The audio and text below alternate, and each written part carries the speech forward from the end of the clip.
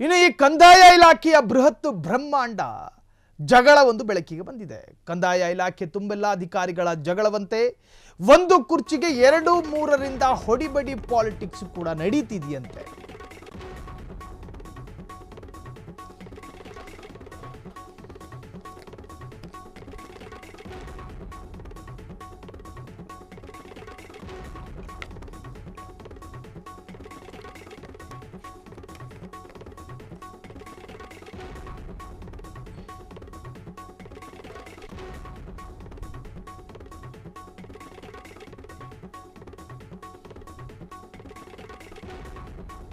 ಕಂದಾಯ ಇಲಾಖೆ ತುಂಬೆಲ್ಲ ಅಧಿಕಾರಿಗಳ ನಿತ್ಯ ಜಗಳ. ಒಂದು ಕುರ್ಚಿಗೆ 2-3ರಿಂದ ಹೊಡಿಬಡಿ ಪಾಲಿಟಿಕ್ಸ್ ನಡೀತಾ ಇದೆ. ಲೂಟಿಗೆ ಹೆಸರಾಗಿರುವಂತಹ ಇಲಾಖೆಯಲ್ಲಿ ಹೈಡ್ರಾಮಾಗಳೇ ನಡೀತಾ ಇದೆ. ನಿನ್ನೆ ರಾಜ್ಯದ ತುಂಬೆಲ್ಲ ಸಬ್ ರಿಜಿಸ್ಟ್ರಾರ್ಗಳ ಜಟಾಪಟಿಗಳು ನಡೆದಿದ್ದಾವೆ. ಇವತ್ತು ತಹಶೀಲ್ದಾರ್ಗಳ ಜಂಗಿ ಕುಸ್ತಿ, ಸರ್ಕಾರದ ಆದೇಶಗಳಿಗೆ ಸೆಡ್ಡು ಹೊಡೆದ ಅಧಿಕಾರಿಗಳು, ಸೀಟಿಗಾಗಿ ಜಗಳ, ಸಬ್ ರಿಜಿಸ್ಟ್ರಾರ್ಗಳ ಜಟಾಪಟಿ, ಇವೆಲ್ಲ ಇದೆಯಲ್ಲ, ಇದು ಕಂದಾಯ ಇಲಾಖೆಯ ಅತ್ಯಂತ ಬ್ರಹ್ಮಾಂಡ ವೈಫಲ್ಯತೆಗಳನ್ನು ಎತ್ತಿ ತೋರಿಸ್ತಾ ಇದೆ. 4 ಗೋಡೆಯ ಮಧ್ಯೆ ಸರಿಪಡಿಸಬಹುದಾದಂತಹ ಕೆಲ ವಿಚಾರಗಳು ಇಡೀ ಸಮಾಜಕ್ಕೆ ಗೊತ್ತಾಗುವಂಥದ್ದು. ಇನ್ನು ಕಂದಾಯ ಸಚಿವ ಲಂಡನ್ ಗೌಡ್ರ ಮಾನ ಮೂರಾವೆಟ್ಟೆ. ಇಲ್ಲಿ ಲಂಡನ್ ಗೌಡ್ರು ಅಂತ ಯಾರ್ಯಾರು ಅನ್ಕಬೇಡಿ, ಕೃಷ್ಣ ಭೈರೇಗೌಡರ ಬಗ್ಗೆ ಹೇಳ್ತಾ ಇದ್ದೀವಿ. ಕಂದಾಯ ಮಂತ್ರಿ ಆದೇಶಕ್ಕೂ ಇಲ್ಲ ಕವಡೆ ಕಾಸಿನ ಕಿಮ್ಮತ್ತು. ನಿನ್ನೆ ಸಬ್ ರಿಜಿಸ್ಟ್ರಾರ್, ಇವತ್ತು ತಹಶೀಲ್ದಾರ್ ಫೈಟ್. ಸಬ್ ರಿಜಿಸ್ಟ್ರಾರ್ ಭ್ರಷ್ಟಾಚಾರ ಪ್ರಜಾಪೀಡನೆಗೆ ಕುಖ್ಯಾತಗೊಂಡ ಕಂದಾಯ ಇಲಾಖೆ. ಕಂದಾಯ ಇಲಾಖೆಯಲ್ಲಿ ಏನಿದು ಪೋಸ್ಟಿಂಗ್ ಕುಸ್ತಿ? ಮುಗಿಯದ ಅಧ್ಯಾಯ ಇದು. ಬರ್ತ್ ಟು ಡೆತ್ ಸರ್ಟಿಫಿಕೇಟ್ ಸಹಿಗಳಿಗೆ ಕಾಸು ಕಾಸು ಕಾಸು. ಅವರಪ್ಪನ ಪಿಂಡ ಎಲ್ಲದಕ್ಕೂ ಕಾಸು ಕೇಳ್ತಾರೆ. ಪೆನ್ ಕೊಡಿ ಸ್ವಾಮಿ, ಫಾರಂ ಫಿಲ್ ಮಾಡಬೇಕು, ಕಾಸೈತೇನು ಜಾಬಲ್ಲಿ ಅಂತ ಕೇಳ್ತಾರೆ. ಅಣ್ಣ ಲಂಚಿಗೆ ಹೋಗ್ತಾ ಇದ್ರೆ ಬೇಗ ಬಂದು ಸೀಟಲ್ಲಿ ಕೂತ್ಕೊಳ್ಳಿ, ನಮ್ದೊಂದು ಕಡತಗಳನ್ನು ಸರಿ ಮಾಡಬೇಕು ಅಂದರೆ ದುಡ್ಡೆಷ್ಟು ಇಟ್ಟಿದೆಯಾ ಅಂತ ಕೇಳ್ತಾರೆ.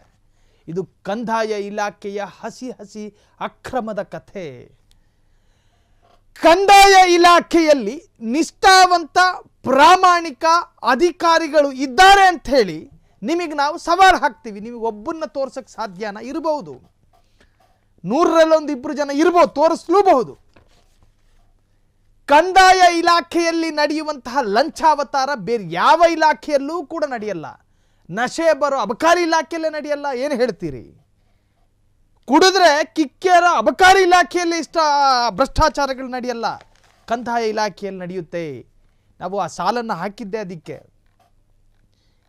ಏನು ಕೇಳಿದ್ರು ಕೂಡ ಲಂಚ ಲಂಚ ಅಂತಾರೆ.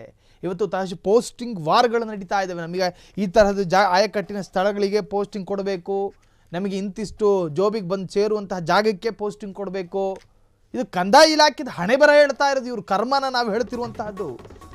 ಹಾಗಾದರೆ ಕಾಸು ಪಡೆದು ಕೆಲಸ ಮಾಡಿಕೊಡದ ಕಿಲಾಡಿಗಳೇ ಇಲ್ಲಿ ಹೆಚ್ಚು. ಕಾಸು ಪಡೀತಾರೆ, ಕೆಲಸ ಮಾಡಿಕೊಡಲ್ಲ. ಒಂದು ಫೈಲ್ಗೆ 2ರಿಂದ ಹಣ ಪಡೆಯುತ್ತಾರೆ. ಒಂದು ಫೈಲನ್ನು ಮೂವ್ ಮಾಡೋದಕ್ಕೆ 2ರಿಂದ ಹಣ ಪಡೀತಾರೆ. ಬಳಿಕ 3ನೇಯವರಿಗೆ ಸಹಿ ಹಾಕುವ ಖದೀಮರೇ ಹೆಚ್ಚು. ಇವ್ರನ್ನ ಸಿರ್ಪಕಡು ಎನ್ನುವಂತಹ ವರ್ಗಕ್ಕೆ ಸೇರಿಸಬೇಕು. ಕೃಷ್ಣ ಭೈರೇಗೌಡರು ಗುಡುಗಿದ್ದು ಅರಚಿದ್ದು. ಭ್ರಷ್ಟಾಧಿಕಾರಿಗಳ ಕೂದಲು ಕೂಡ ಕೊಂಕಿಸಲಾಗಲಿಲ್ಲ. ಕಂದಾಯ ಇಲಾಖೆ ತುಂಬಾ ಭ್ರಷ್ಟ ರಕ್ತ ಬೀಜಾಸುರರೇ ತುಂಬಿಕೊಂಡಿದ್ದಾರೆ. ದಿನನಿತ್ಯ ಜನಸಾಮಾನ್ಯರ ರಕ್ತ ಹೀರುತ್ತಿರುವಂತಹ ಪಾಪಿಗಳು ಲಂಡನ್ ಗೌಡ್ರು, ಕೃಷ್ಣ ಭೈರೇಗೌಡ್ರೆ. ಬೆಳಿಗ್ಗೆದ್ದು ಇಸ್ತ್ರಿ ಹಾಕೊಂಡಿರೋ ವೈಟ್ ಶರ್ಟ್ ಅನ್ನ ಹಾಕೊಂಡು, ಇಸ್ತ್ರಿ ಹಾಕೊಂಡಿರೋ ಪ್ಯಾಂಟ್ ಧರಿಸಿ, ಫಾರ್ಮಲ್ ಶೂ ಹಾಕ್ಕೊಂಡು, ಅದ್ರ ಒಳಗೊಂದು ಸಾಕ್ಸು ಹಾಕ್ಕೊಂಡು ಅಫಿಷಿಯಲ್ ಆಗಿ ಕಚೇರಿಗೆ ನುಗ್ಗಿ ಅಮ್ಮ ತಾಯಿ ಹಿಂಗೆ ಮಾಡಬಾರ್ದು, ಯಪ್ಪ ಅಣ್ಣ ಹಿಂಗೆ ಮಾಡಬಾರ್ದು ಅಂತ ಹೇಳಿ ಸಾಫ್ಟ್ ವಾಯ್ಸ್ನಲ್ಲಿ ನಿಂತ್ಕೊಂಡು ಹೇಳಿದ್ರೆ ಕೇಳಿಸ್ಕೊಳ್ಳೋ ಪೆದ್ರಲ್ಲಿ ಯಾರೂ ಇಲ್ಲ. ನಿಮ್ಮಲ್ಲಿ ಖಡಕ್ ಲುಕ್ ಇಲ್ಲ, ಕಟ್ಟರ್ ಮಾತಿಲ್ಲ, ಗಟ್ಟಿ ಧ್ವನಿ ಇಲ್ಲ, ಗಂಟ್ಲಿಗೆ ಕೆಲಸ ಕೊಡಲ್ಲ. ಹೇಳ್ತೀರಿ, ಆ ಹೇಳಿಕೆ ನಿಮಗೇ ಕೇಳಿಸಲ್ಲ, ಅಷ್ಟು ನಿಧಾನವಾಗಿ ಮಾತನಾಡ್ತೀರಿ. ಹಿಂಗೆ ಹೋದ್ರೆ ನಿಮ್ಮ ಇಲಾಖೆಯಲ್ಲಿರೋ ಈ ಬೀಜಾಸುರರನ್ನು ಸರಿಪಡಿಸೋದು ಹೆಂಗೆ? ಒಂದು ಸಣ್ಣ ಕೆಲಸಕ್ಕೆ ಜನರು 10-6 ದಿನ ಅಲಿಬೇಕು, ಭಿಕ್ಷುಕರಂತೆ ಇವರ ಮುಂದೆ ಕೈ ಕಟ್ಟಿ ನಿಲ್ಲಬೇಕು. ಟ್ಯಾಕ್ಸ್ ಕಟ್ಟೋ ಜನರು ನಾಯಿಪಾಡ್ನ ಹೇಳ್ತಾ ಇದ್ದೀವಿ. ಸಾಯೋ ತನಕ ಹೋರಾಡಿದ್ರು ರೈತರಿಗೆ ಪೋಡಿ ಆಗ್ತಿಲ್ಲ. ರೈತರಿಗೆ ಪೋಡಿ ಮಾಡಿಸಿಕೊಡೋ ಯೋಗ್ಯತೆ ನಿಮಗಳಿಗಿಲ್ಲ. ಲಂಚವಾಗಿ ಭೂಮಿಯನ್ನೇ ಕೇಳುವ ಪಾಪಿಗಳು ತುಂಬಿದ್ದಾರೆ. ಸರ್ಕಾರಿ ಭೂಮಿಯನ್ನೇ ಮಾರುವ ಅಕ್ರಮ ಸಂತಾನ ತುಂಬಿದೆ. ಈ ಪೋಡಿ ಅಂದ್ರೆ ನಮ್ಮ ತಾತನ ಆಸ್ತಿ ಇರುತ್ತೆ ಅನ್ಕೊಳ್ಳಿ. ನಕಾಶೆ, ಖಾತೆ, ಪಹಣಿ, ಪೋಡಿ ಸೇರಿದಂತೆ ಕನ್ವರ್ಷನ್ ಅಂದ್ರೆ ಭೂ ಪರಿವರ್ತನೆ ಕೂಡ ಮಾಡಿಕೊಡೋದಕ್ಕೆ ಯೋಗ್ಯತೆ ನಿಮಗಿಲ್ಲ. ಹೀಗೆ ಎಲ್ಲದಕ್ಕೂ ಕಪ್ಪು ಕಾಣಿಕೆ ಫಿಕ್ಸು. ಈ ಪೋಡಿ ಅಂದ್ರೆ ನಮ್ಮ ತಾತನ ಆಸ್ತಿ ಇರುತ್ತೆ ಅನ್ಕೊಳ್ಳಿ. ಆ ತಾತನ ಆಸ್ತಿ ಜನರೇಷನ್ ಹೋಗ್ತಾ ಇದ್ದ ಹಾಗೆ ನಮಗೂ ಕೂಡ ಹಂಚಿಕೆಯಾಗಬೇಕು. ಹಂಚಿಕೆ ಮಾಡಿಕೊಡ್ರಯ್ಯ, ಇದು ನನ್ನ ತಾತನ ಆಸ್ತಿ ಅಂತ ಕೇಳಿದ್ರೆ ಆ ತಾತನ ಆಸ್ತಿಲಿ ನನಗೆಷ್ಟು ಕೊಡ್ತೀಯ ಅಂತ ಕೇಳೋ ಮುಟ್ಟಾಳರು, ಅಷಡ್ಡಾಳರು, ಅವಿವೇಕಿಗಳು ಕೂಡ ತುಂಬಿದ್ದಾರೆ ಈ ಕಂದಾಯ ಇಲಾಖೆಯಲ್ಲಿ. ತುಕ್ಕು ಹಿಡಿದು ಹೋಗಿದೆ ಕಂದಾಯ ಇಲಾಖೆಗೆ ತುಕ್ಕು ಹಿಡಿದಿರೋದಲ್ಲ, ಆ ಇಲಾಖೆಯಲ್ಲಿರೋ ಕೆಲ ಅಧಿಕಾರಿಗಳ ಮನಸ್ಸಿಗೆ ತುಕ್ಕು ಹಿಡಿದು ಹೋಗಿದೆ. ಆ ತುಕ್ಕನ್ನು ನಿವಾರಿಸಪ್ಪ ಅಂತೇಳಿ ಸಿದ್ದು ಸಚಿವ ಸಂಪುಟದಲ್ಲಿ ಕಂದಾಯ ಸಚಿವರನ್ನಾಗಿ ಲಂಡನ್ ಗೌಡ್ರನ್ನ ಮಾಡಿದ್ರೆ ಇವರು ಇಸ್ತ್ರಿ ಹಾಕೊಂಡಿರೋ ಶರ್ಟ್ ಹಾಕತ್ತಾರೆ, ಇಸ್ತ್ರಿ ಹೊಡಿದಲೇ ಇರುವಂತಹ ಪ್ಯಾಂಟ್ ಹಾಕತ್ತಾರೆ, ಸಣ್ಣ ಧ್ವನಿಲಿ ಮಾತನಾಡ್ತಾರೆ. ಇನ್ನು ಬಂಗಾರಪೇಟೆ ತಾಲೂಕು ಕಚೇರಿಯಲ್ಲಿ ಮೆಗಾ ಹೈಡ್ರಾಮಾ ಒಂದು ನಡೆದಿದೆ. ಕೊಠಡಿ ಬೀಗ ತೆರೆಯದೆ ಕಾದು ನಿಂತ ಬಂಗಾರಪೇಟೆ ತಹಶೀಲ್ದಾರ. ಈ ಮನುಷ್ಯನಿಗೆ ಅದು ಏನು ಬಂತೋ ಏನೋ. ಕೋಲಾರ ಜಿಲ್ಲೆಯ ಬಂಗಾರಪೇಟೆ ತಹಶೀಲ್ದಾರ್ ವರ್ಗಾವಣೆ ಜಟಾಪಟಿ ತಾರಕಕ್ಕೇರಿದೆ. ಇತ್ತೀಚೆಗೆ ವರ್ಗಾವಣೆಯಾಗಿದ್ದ ತಹಶೀಲ್ದಾರ್ಗೆ ವರ್ಗಾವಣೆಗೆ ಕೆಇಟಿ ತಡೆ ಕೂಡ ಬಂದಿತ್ತು. ಕೆಇಟಿಯಿಂದ ನಿನ್ನೆ ತಡೆಯಾಜ್ಞೆ ತಂದಿರುವಂತಹ ತಹಶೀಲ್ದಾರ್ ವೆಂಕಟೇಶಪ್ಪ ಇಂದು ಬಂಗಾರಪೇಟೆ ತಹಶೀಲ್ದಾರ್ ಕಚೇರಿಗೆ ವೆಂಕಟೇಶಪ್ಪ ಬಂದಾಗ ಹೈಡ್ರಾಮವೇ ನಡೆದಿದೆ. ಬಂಗಾರಪೇಟೆ ತಹಶೀಲ್ದಾರ್ ಕೊಠಡಿಗೆ ಬೀಗ ಜಡಿದಿರುವಂತಹ ಸಿಬ್ಬಂದಿ. ಹಿಂಗಾದ್ರೆ ಕೆಲಸ ನಡೆಯೋದು ಯಾವಾಗ? ಮರಳಿ ತಹಶೀಲ್ದಾರ್ ಆಗಿ ಅಧಿಕಾರ ವಹಿಸಿಕೊಳ್ಳಲು ಆಗಮಿಸಿದಂತಹ ವೆಂಕಟೇಶಪ್ಪ ವರ್ಗಾವಣೆ ಹಿನ್ನೆಲೆ ತಹಶೀಲ್ದಾರ್ ಆಗಿ ನೇಮಕವಾಗಿದ್ದಂತಹ ಸುಜಾತ ಎನ್ನುವಂತಹ ಹೆಣ್ಣು ಮಗಳು ವೆಂಕಟೇಶಪ್ಪ ವರ್ಗಾವಣೆ ಮಾಡಿಸಿದ ಶಾಸಕ ಎಸ್.ಎನ್. ನಾರಾಯಣ ಸ್ವಾಮಿ. ಇದೀಗ ವೆಂಕಟೇಶಪ್ಪಗೆ ಅಧಿಕಾರ ವಹಿಸಿಕೊಳ್ಳಲು ಶಾಸಕರ ವಿರೋಧ ಇದೆ.